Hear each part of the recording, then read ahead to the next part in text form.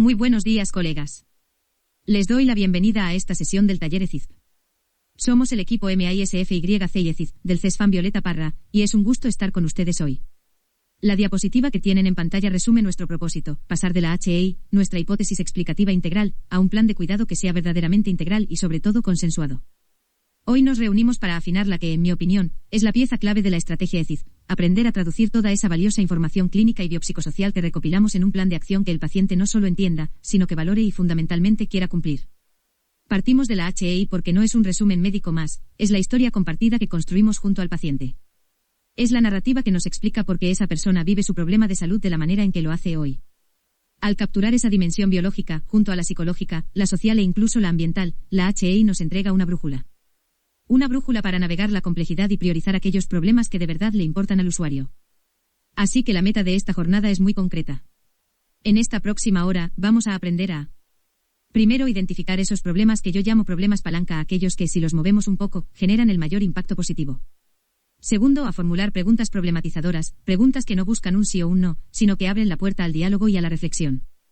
Y tercero, a transformar las respuestas que surjan de ese diálogo en objetivos SMART, específicos, medibles, alcanzables, relevantes y con un plazo definido, que quedarán escritos en el plan de cuidado integral y, por supuesto, registrados correctamente en el REM. Por eso, les invito a que miremos cada caso que trabajaremos hoy con estas gafas ECISP puestas. Preguntémonos, ¿qué es lo que realmente mueve a este paciente? ¿Qué obstaculiza su camino hacia el cambio? Y, crucialmente, ¿qué rol jugamos nosotros como facilitadores en ese proceso? Si logramos plasmar esas respuestas en un plan simple, claro y consensuado, habremos dado un paso gigantesco. Un paso desde la medicina centrada en la enfermedad hacia una atención verdaderamente centrada en las personas. Comencemos. Ya vimos que la HEI nos cuenta el por qué el paciente está donde está. Muy bien. Ahora toca convertir ese relato en acción, y eso empieza por elegir bien qué atacar primero. Miren, la hipótesis explicativa integral no solo enumera diagnósticos, lo que hace es ilustrar las conexiones, los hábitos, los miedos, las barreras sociales. Esa causalidad, esa red de influencias, es la que nos orienta sobre qué problema, si lo movemos, tiene el potencial de desbloquear varios otros. Y aquí viene un principio clave, menos es más. Le pedimos al equipo que, una vez que tiene la HEI y el listado completo de problemas biopsicosociales, acuerde en conjunto 2 o 3 problemas palanca. ¿Por qué tan pocos? Porque son suficientes para generar un impacto real y visible, pero a la vez son lo suficientemente pocos para no ahogar al paciente ni a nosotros mismos con un plan inabarcable. Por ejemplo, en el caso de Johanna, que revisamos antes, se priorizaron 2 cosas. Quizás puedan estar de acuerdo el dolor osteoarticular que la dejaba en cama, y el mal control metabólico de su diabetes. Si logramos mejorar solo esas 2 áreas, fíjense cómo ya cambiamos su movilidad, su ánimo y su riesgo cardiovascular. Y esto es fundamental, priorizar no es lo mismo que hacer una lista. Hacer una lista exhaustiva de 20 problemas puede ser un ejercicio burocrático. Priorizar es un acto clínico estratégico. Es elegir dónde vamos a mover la aguja en términos de salud y, sobre todo, de calidad de vida. Para ayudarnos, siempre pregúntense en equipo, primero, ¿qué es lo que más le preocupa a la persona ahora mismo? Segundo, ¿qué problema tiene la mayor carga de enfermedad o el mayor riesgo a corto plazo? Y tercero, ¿dónde contamos con recursos factibles para intervenir ahora? Muy bien. En un momento tomaremos el caso 3, el de RER, que han recibido impreso en sus mesas. Lo primero que harán será leer con atención su HEI. Luego, en duplas, van a negociar y acordar los 2 o 3 problemas que priorizarían y los van a anotar. Esa selección será la base para el siguiente paso, las preguntas problematizadoras y, finalmente, nuestros objetivos SMART.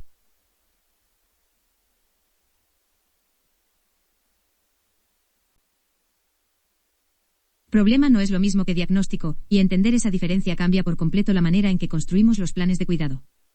Pensemos primero en un caso metabólico. El paciente nunca entra a la consulta diciendo, tengo una descompensación de mi diabetes, llega con su vivencia, doctor, me descompongo con el azúcar. Al profundizar descubrimos que el verdadero obstáculo es la falta de dinero para alimentos saludables y una dinámica familiar que le impide decidir qué se cocina en casa. El diagnóstico técnico es diabetes mellitus tipo 2, pero el problema que debemos abordar es la dificultad para controlar la glicemia debido a barreras económicas y al rol que ocupa en su familia. Llevemos ahora la misma lógica a salud mental. Una usuaria consulta porque lleva semanas sin poder dormir, podríamos rotularlo como insomnio de conciliación, o trastorno de ansiedad, pero al indagar vemos la causa de fondo, su marido quedó sin trabajo, hay incertidumbre financiera y ella, además, cuida a 2 hijos pequeños y a su suegra. Duerme en alerta permanente por la sobrecarga de cuidados. El problema, entonces, no es simplemente insomnio, es la angustia e hipervigilancia nocturna provocadas por estrés económico y exceso de responsabilidades. En ambos ejemplos el diagnóstico nos dice qué ocurre, mientras que el problema revela el porqué y sugiere el cómo podemos ayudar de manera significativa. Muy bien, ahora que ya sabemos qué problema vamos a trabajar y que este no es sinónimo de diagnóstico, necesitamos dar el siguiente paso, hacerlo de low level y sobre todo, accionable. Ahí es donde entran las preguntas problematizadoras. Piensen en ellas como una herramienta de triple propósito. Primero, y fundamental, dan voz a la triple mirada. Le dan voz al usuario, que puede expresar su propia explicación sobre lo que le pasa y, muy importante, su grado de motivación para el cambio. También a la familia, que completa la fotografía, nos ayuda a entender quién apoya, quién quizás dificulta, y qué recursos reales existen en el hogar. Y finalmente, a nosotros, el equipo, que aportamos la perspectiva clínica, la evidencia y el conocimiento de los recursos de la red.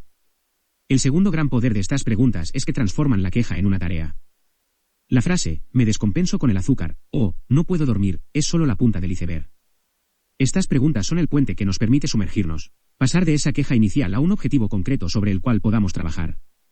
Si nos saltamos este paso, ¿qué nos queda? Nos quedamos con objetivos genéricos y planes que nadie, ni el paciente ni nosotros, siente como propios. Ahora, ¿qué tipo de preguntas forman este abanico? Les comparto algunas claves. Una para objetivar, ¿qué observamos que ha sucedido o está sucediendo? Esto nos ancla en hechos, no en suposiciones.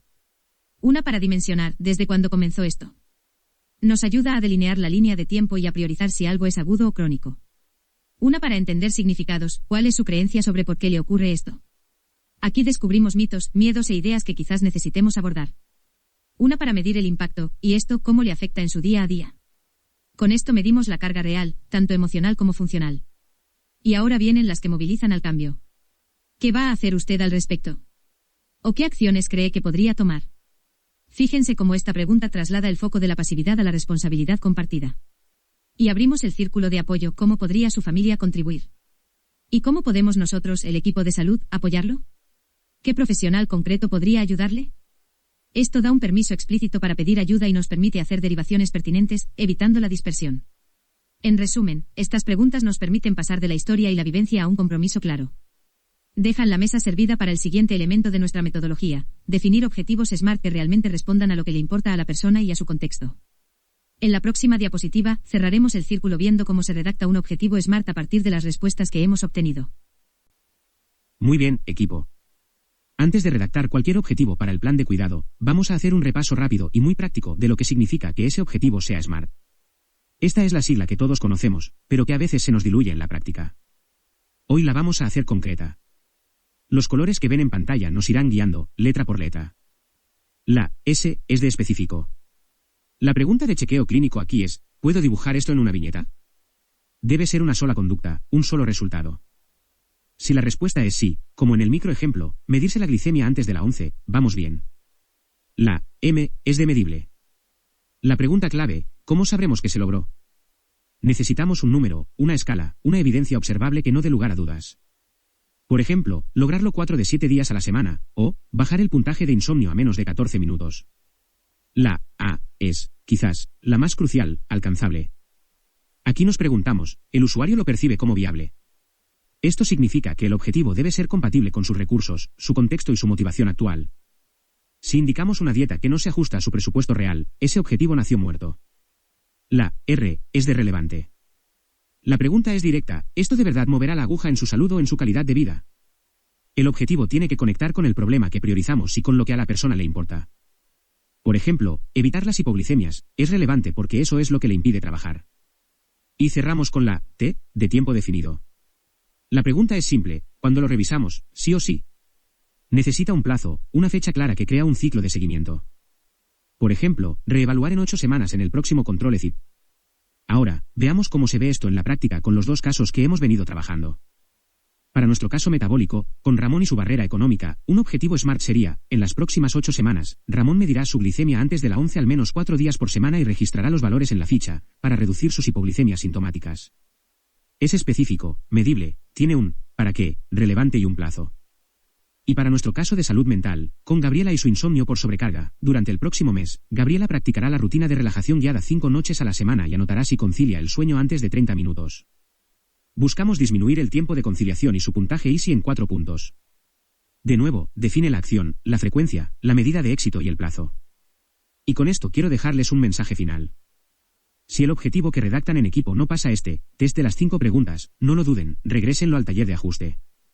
Un objetivo SMART bien hecho se convierte en la brújula de todo el equipo y, lo que es más importante, en un compromiso que el paciente percibe como propio y, sobre todo, como alcanzable. Muy bien, colegas. Ahora vamos a hacer el ejercicio más importante de todos, poner en acción nuestro rol como facilitadores. La diapositiva muestra el antes y el después, pero ¿qué ocurre en medio? ¿Cómo pasamos de la queja al compromiso? Vamos a simularlo. Caso 1, Ramón y el azúcar. Paso 1, escuchar y validar, la base de todo. Imaginemos que estamos con Ramón, quien nos dice, quiero bajar mi azúcar para no quedarme dormido. Nuestra primera reacción no es corregir, es validar. Le decimos, entiendo, Ramón, le preocupa mucho sentirse somnoliento, sobre todo porque afecta su trabajo y su día a día. Es muy importante lo que me dice.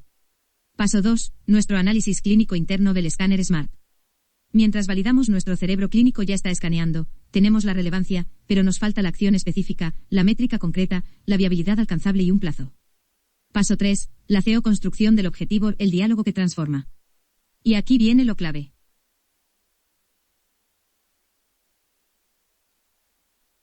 En vez de proponer un objetivo desde cero, recuperamos lo que ya surgió en la conversación.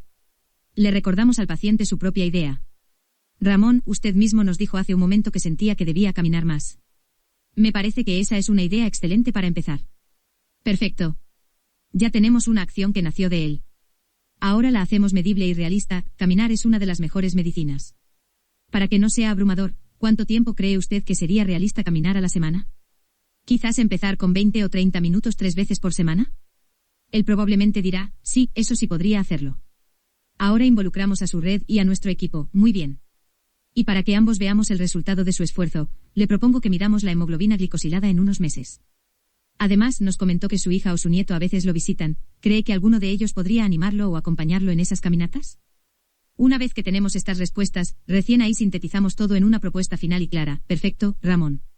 Entonces, si juntamos todo, el objetivo podría sonar así: reducir su hemoglobina glicosilada de 8,1% a menos de 7,5%, y aquí, colegas, es el momento ideal para usar una de esas tarjetas gráficas de riesgo para que él visualice lo que significa ese número, en los próximos 6 meses, logrando caminar al menos 3 veces por semana durante 30 minutos, acompañado por su hija o su nieto.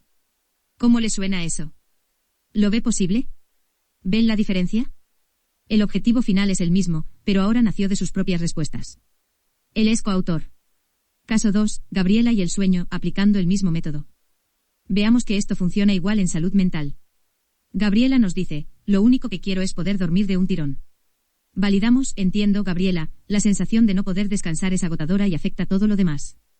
Luego recuperamos su propia solución, surgida de las preguntas reflexivas. Gabriela, usted misma mencionó que una idea podría ser dejar de ver noticias en el celular antes de acostarse. Esa es una excelente idea. ¿Y cómo podríamos saber si está funcionando?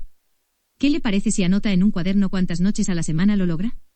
Y ahora al compromiso del equipo específico y con nombre, perfecto. Y para apoyarla en esto, ¿qué le parece si le pido a una de nuestras TENS del sector, Ximena o Ingrid, que la llame en un mes, cerca del 7 de agosto, para ver cómo le ha ido con su registro y cómo se ha sentido? El objetivo SMART CEO construido sería, durante el próximo mes, Gabriela apagará su celular 1 hora antes de acostarse al menos 5 noches a la semana, para mejorar su capacidad de conciliar el sueño, y recibirá un llamado de seguimiento de la TENS de su sector el 7 de agosto. Paso 4, el sello del compromiso, la regla del bolígrafo en mano. Este paso final sigue siendo crucial. Una vez acordado, lo leemos en voz alta. Ese acto simbólico convierte la conversación en un compromiso real y compartido. Llamada a la acción. Ahora les toca a ustedes. En la actividad grupal, no salten a la solución. Usen las preguntas que movilizan al cambio y las propias palabras del paciente para construir juntos el objetivo. A trabajar. Muy bien, ya transformamos el deseo del usuario en un objetivo aparentemente SMART. Ahora toca auditarlo, y tenemos que hacerlo en menos de 1 minuto, antes de que el paciente salga de la consulta. Este es mi control de calidad express. Un checklist mental que me hago siempre. Si el objetivo que acabamos de redactar falla en una sola de estas preguntas, lo reescribo ahí mismo, antes de cerrar la consulta y dar la mano. Primero, ¿dice qué hará el usuario? Esto es sobre la especificidad. El objetivo debe empezar con un verbo de acción que dependa de la persona, no del equipo. Es, caminar 30 minutos, ¿no? El CESFAM le entregará. La responsabilidad y la acción recaen en el usuario. Segundo, ¿tiene métricas claras? Esto es lo medible. Necesito números, escalas, algo concreto que no admita interpretación. Hemoglobina glicosilada menor o igual a 7,5%, 150 minutos a la semana, bajar 4 centímetros de perímetro abdominal. Mi regla es, si no puedo anotar la cifra exacta en la ficha, entonces no es medible. Tercero, ¿es compatible con sus recursos y su contexto? Aquí auditamos si es alcanzable. Y esto es ser prácticos, ¿tiene zapatillas para caminar? ¿La vereda fuera de su casa es segura? ¿Cuenta con la insulina en la farmacia del CESFAM o tiene que comprarla y quizás no le alcanza? Si la respuesta a cualquiera de estas preguntas es un depende, entonces ajusto la meta antes de firmar el plan. Cuarto, ¿es importante para su HEI? Esto es la relevancia. El objetivo tiene que mover la aguja del problema que ya priorizamos juntos.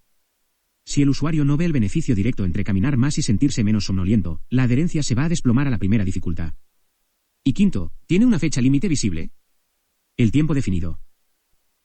Necesitamos un plazo concreto, lo revisaremos en 6 meses, nos vemos en 90 días. La frase lo antes posible está prohibida en un objetivo SMART. Miren, cuando el objetivo que han construido pasa estos 5 checks, deja de ser un buen consejo y se convierte en un verdadero contrato terapéutico. Les pido que usen esta lista mentalmente. Les toma 30 segundos en la consulta y les puede evitar meses de frustración posterior, tanto para ustedes como para el paciente. Listo el objetivo, pasemos a cómo lo documentamos en el plan de cuidado integral. Para que el checklist no quede solo en la teoría, traigo 3 objetivos sacados directamente de controles ECID. Fíjense en el lenguaje, en la métrica y cómo abordan dimensiones distintas. Primer ejemplo, peso. Objetivo, disminuir 3 kilogramos en 90 días, 1 centímetro de cintura /diagonal mes con plan nutricional y caminar 5000 pasos /diagonal día. SS, disminuir 3 kilogramos, M, balanza y cinta, A, 5000 pasos es meta inicial razonable, R, clave para su HI cardiometabólica, y T, 90 días. El centímetro de cintura es nuestro plan B cuando la báscula no se mueve, la ropa suelta mantiene la motivación. Segundo ejemplo, autocuidado /diagonal registro.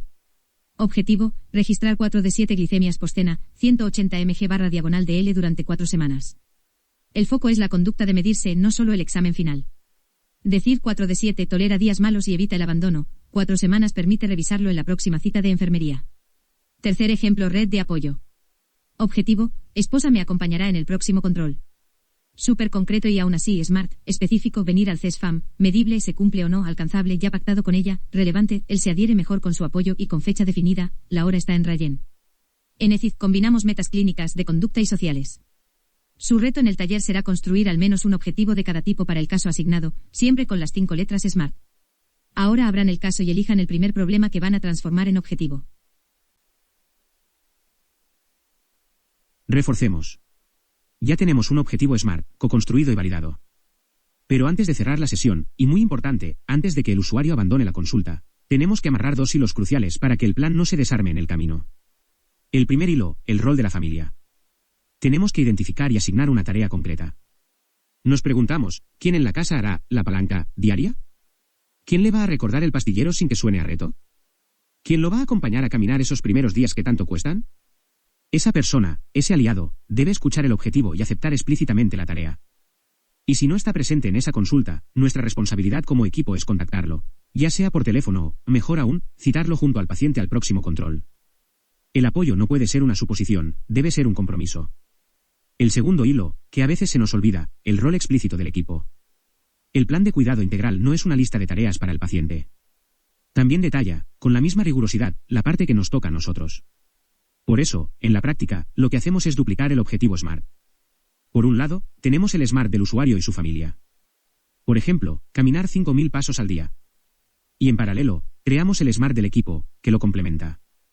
Por ejemplo, la enfermera evidenciará y reforzará la meta en el control de 12 semanas, o el médico ajustará la dosis de insulina de acuerdo con la pauta ABC en el próximo control. Ambos objetivos, el del paciente y el nuestro, entran juntos al plan de cuidado integral. ¿Por qué es tan importante este paso? Porque así, cualquier integrante del CESFAM, sea el nutricionista, el psicólogo o el TENS que lo vea después, sabe exactamente qué se está trabajando y cuál es su parte. De esta forma, nadie se va de la consulta con dudas, el paciente sabe qué hará y con quién de su familia cuenta. La familia entiende cuál es su apoyo concreto, ni más ni menos. Y nosotros, como equipo, tenemos las tareas asignadas con fecha y con responsable. Es un cierre de ciclo perfecto que garantiza la continuidad del cuidado.